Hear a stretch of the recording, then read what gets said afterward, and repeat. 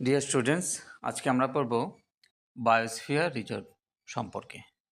খুব গুরুত্বপূর্ণ একটা টপিক, এবার মাধ্যমিকের জন্য ইম্পর্টেন্ট। বায়োস্ফিয়ার কি? কোনো বিশেষ বাস্তুতন্ত্র সমন্বিত বৃহৎ অঞ্চলকে একত্রে সংরক্ষিত করা হলে তাকে বায়োস্ফিয়ার রিজার্ভ বলে।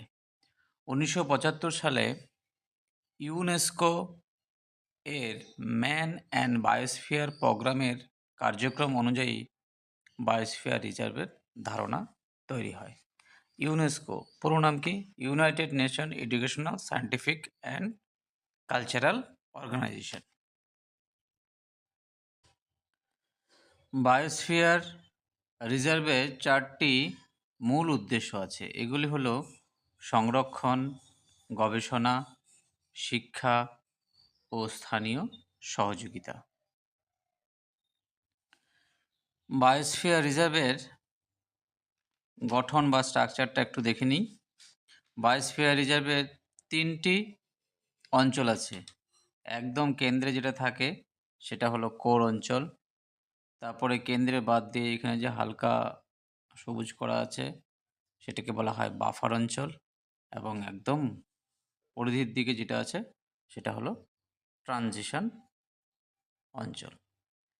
কোর অঞ্চলে কি করা হয়? এই অঞ্চল আইনত সংরক্ষিত অঞ্চল, মানুষের এই অঞ্চলে প্রবেশ একদম নিষিদ্ধ। বাফার অঞ্চলে সাধারণের প্রবেশ নিষিদ্ধ, গবেষণা, শিক্ষামূলক ও বিশেষ সম্পদ আহরণের জন্য মানুষের নিয়ন্ত্রিত প্রবেশাধিকার আছে। অর্থাৎ এখানে ঢুকতে হলে কর্তৃপক্ষের পারমিশন নিতে হয়। গবেষণামূলক কাজ করার জন্য ইউনিভার্সিটি বা কলেজের ছাত্রছাত্রীরা বিভিন্ন শিক্ষামূলক ভ্রমণের জন্য এই অঞ্চলে তারা যেতে পারে। নেক্সট হলো ট্রানজিশন জোন বা ট্রানজিশন অঞ্চল। এটা একেবারে বাইরের অঞ্চল। স্থানীয় আদিবাসীদের বসবাস ও নিয়ন্ত্রিত চাষাবাদ, বনজ সম্পদের আহরণ, বাস্তুতন্ত্রকে বিঘ্নিত না করে আদিবাসীদের সামাজিক ও কৃষ্টিমূলক সক্রিয়তা বজায় রাখা হয় এই স্তরে। এবার চলে আসি বায়োস্ফিয়ার রিজার্ভের গুরুত্ব প্রসঙ্গে। কেন দরকার বায়োস্ফিয়ার রিজার্ভ? নাম্বার 1, ক্ষতিগ্রস্ত ও বাস্তুতন্ত্রের পুনর্গঠনে সহায়ক হয়। যে বাস্তুতন্ত্র বর্তমানে বিঘ্নিত হচ্ছে বিভিন্ন কারণে, আমরা এগুলো আগে আলোচনা করেছি, সেগুলোকে বায়োস্ফিয়ার রিজার্ভের মাধ্যমে পুনর্গঠন করা সম্ভব। নাম্বার 2, বাস্তুতন্ত্রকে বজায় রেখে আদিবাসীদের উন্নতি ঘটানো এবং আদিবাসীদের কালচারাল দিকটা বজায় রেখে উন্নতি করা। নাম্বার 3, শিক্ষা গবেষণার কাজে সহায়ক হয়, যা স্থানীয়, দেশীয় এবং আন্তর্জাতিক পর্যায়ে জ্ঞান ভাণ্ডার তৈরি করে।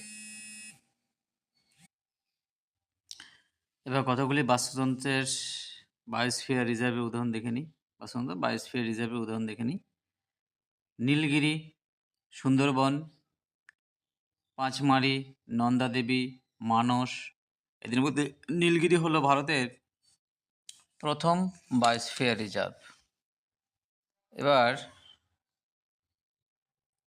এদের মধ্যে যে প্রথম বায়োস্ফিয়ার রিজার্ভ নীলগিরি, সেটি অবস্থিত তামিলনাড়ুতে।